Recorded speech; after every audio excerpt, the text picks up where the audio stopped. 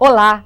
A Universidade Estadual de Maringá recebeu esta semana a visita do líder indígena Almir Suruí.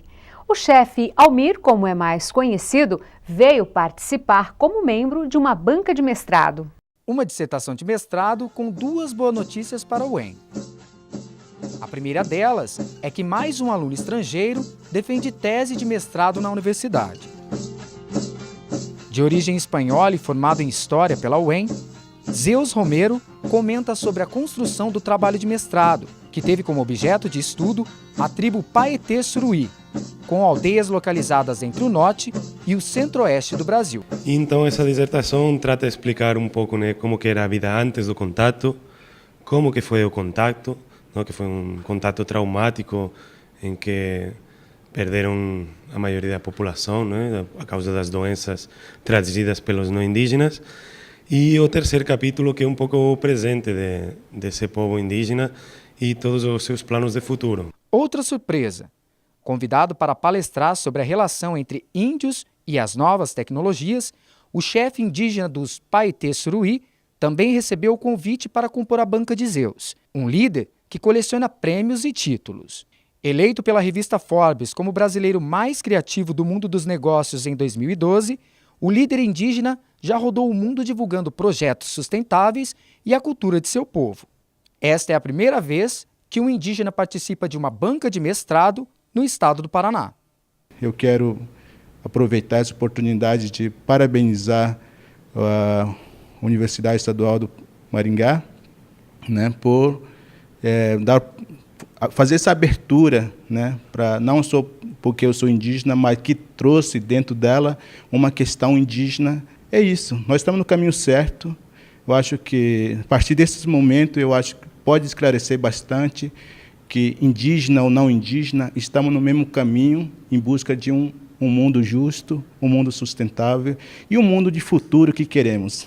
Perguntei ao ativista na luta em prol dos direitos humanos como é ser índio no Brasil nos dias de hoje. Ser índio é muito difícil, porque, seja não queira ou não, nossa sociedade temos ainda grande preconceito com questão indígena, né? Então, não vejam o povo indígena como pessoas capazes, né? Pessoas que podem contribuir a toda forma o bem comum de todos, mas vejam o indígena como é que o índio pode só veja ao lado ruim, não veja ao lado positivo dos povos indígenas. Para o mestrando em História Zeus, ter Almir Suruí na banca de avaliação é motivo de orgulho. Bom, para mim é um grande honor, na verdade, porque a figura de Almir é muito importante, não só no Brasil, sino a nível global. E também para mim é um honor que um indígena forme parte de uma banca de mestrado, não? E eu acho também que quando os pesquisadores tratamos temas sobre os indígenas, é importante a presença deles. As opiniões deles são fundamentais. O chefe Almir Suruí também conversou com a TV UEM sobre outros assuntos, como a luta pelos direitos indígenas e também sobre o reconhecimento de seu trabalho pela Universidade Federal de Rondônia.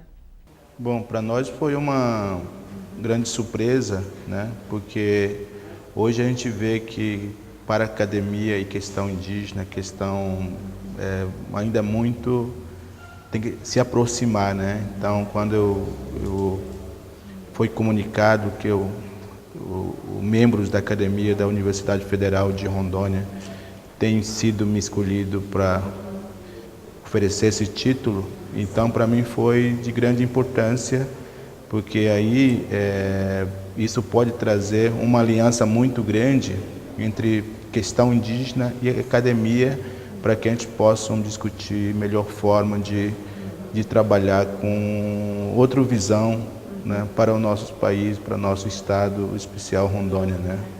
E como é a experiência de dar aulas de sustentabilidade para um mestrado de geografia lá na Universidade Federal de Rondônia?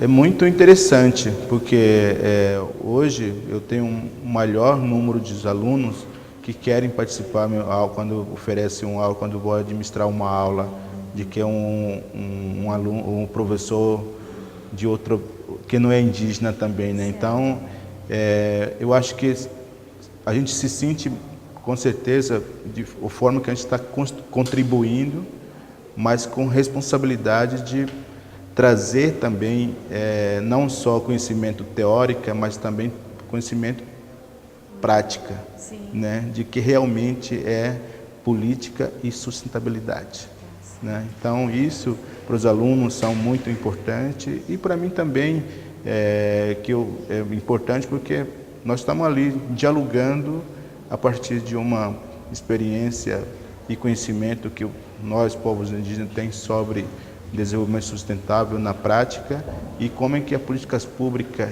e teoria pode também apoiar, né? Então, isso transforma um caminho só.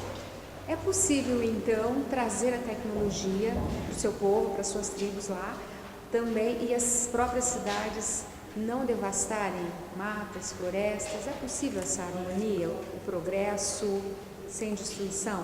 É possível, né? Até porque nós estamos no século XXI, né? Temos grande capacidade de conhecimento científico, teórico, né? Que pode ser usado de como que podemos trabalhar no desenvolvimento sustentável e de fortalecimento de economia, né? E de quais são o melhor instrumento, o maior e o melhor instrumento que pode realmente garantir uma qualidade de vida. Então é possível traçar esses conhecimentos, né? Claro, utilizando a tecnologia avançada hoje, que pode ajudar muito a traçar a produção mais de qualidade e de quantidade também. E daria para o senhor resumir um pouquinho dessa história que o senhor tem? Nasceu em uma tribo, como é que chegou à escola, depois para a universidade, como é que foi isso? Bom, na verdade, o meu povo só tem 44 anos de contato, né? Então, eu estudei um pouco dentro do povo mesmo, depois eu vim para a cidade, estudei, né? E também foi na escola interna, né? E depois eu fui para a faculdade, né? Eu fiz biologia e depois eu recebi esse título de doutor honoris causa pela Uni. Então, assim, é um desafio, né? É um desafio porque quando você vem de uma educação muito mal qualidade e tentar você se forçar dentro da universidade, né, é muito difícil, é muito desafiante para as pessoas que podem estar enfrentando, né? Mas você, com certeza, adquire conhecimento teórico, né, que fortalece o conhecimento de vida que cada ser humano tem na prática de vida mesmo, né? Então, assim, foi uma grande desafio para mim, para a minha vida como pessoa, mas isso eu falei assim, que eu quero utilizar esse conhecimento que eu adquiri dentro do conhecimento teórico para que eu possa, então, ajudar e contribuir o bem comum do meu povo e o bem comum da implementação das políticas públicas, né? Porque todas ações estão envolvidas a política, né? Na educação, saúde, produção, cultura, né? A vida do ser humano é movida pelo um sistema que a política faz, né? Então, por isso que a gente tem que entender, compreender. Então, isso levou a gente que possam ter responsabilidade de implementar políticas públicas brasileiras, né? E ajudar também a entender como é que a gente possa oferecer a nossa experiência, nosso conhecimento como povo tradicionais do país. E o senhor recebeu um reconhecimento por essa luta também, recebendo vários prêmios internacionais. O senhor também viajou para vários países, né? Como é que tem sido isso? Qual foi o prêmio mais importante para vocês? Bom, realmente eu viajei em mais de 40 países, né? Diferentes continentes, né? Mas até agora, não é até agora, eu tenho recebido alguns prêmios, né? Mas na área de direitos humanos, né? Então, eu recebi os direitos humanos das Nações Unidas e também recebi direitos humanos do próprio governo brasileiro, né? Então, assim, Eu acho que todos os reconhecimentos que as pessoas podem ter pelo seu trabalho, pela sua ação, é importante, porque isso incentiva, isso mobiliza a opinião pública, né? Então, não tem melhor prêmio, né? Assim, porque eu já recebi uma homenagem no Califórnia, por exemplo, tem no dia 4 de outubro, eu tenho um dia do chefe Almir Suruí lá. Então, assim, todos os reconhecimentos, todas as homenagens que eu recebi têm grande importância, né? Inclusive, assim, eu acho que o UEM, né, a Universidade Estadual do Maringá, pode estar fazendo também uma grande homenagem para o meu povo sem ele estar sabendo, né? Quando convida a gente para sentar numa mesa onde que está avaliando um mestrando. Então, assim, isso se torna uma experiência, isso se torna um exemplo, né? E que eu espero que outras universidades federais ou estaduais, né, seguem essa experiência que o UEM está fazendo hoje. Sim. E para a gente encerrar, eu gostaria que o senhor falasse um pouquinho o que o senhor pensa, o que o senhor sente quando vê nas grandes cidades os índios longe de suas tribos, às vezes até em situação de risco. Como é que o senhor vê isso? Bom, é uma situação bastante triste, né? E eu vejo que eles não são culpados disso, né? Mas a forma que o Brasil foi colonizado, a forma que o Brasil tem trabalhado com política de reforma agrária que talvez traz isso, né?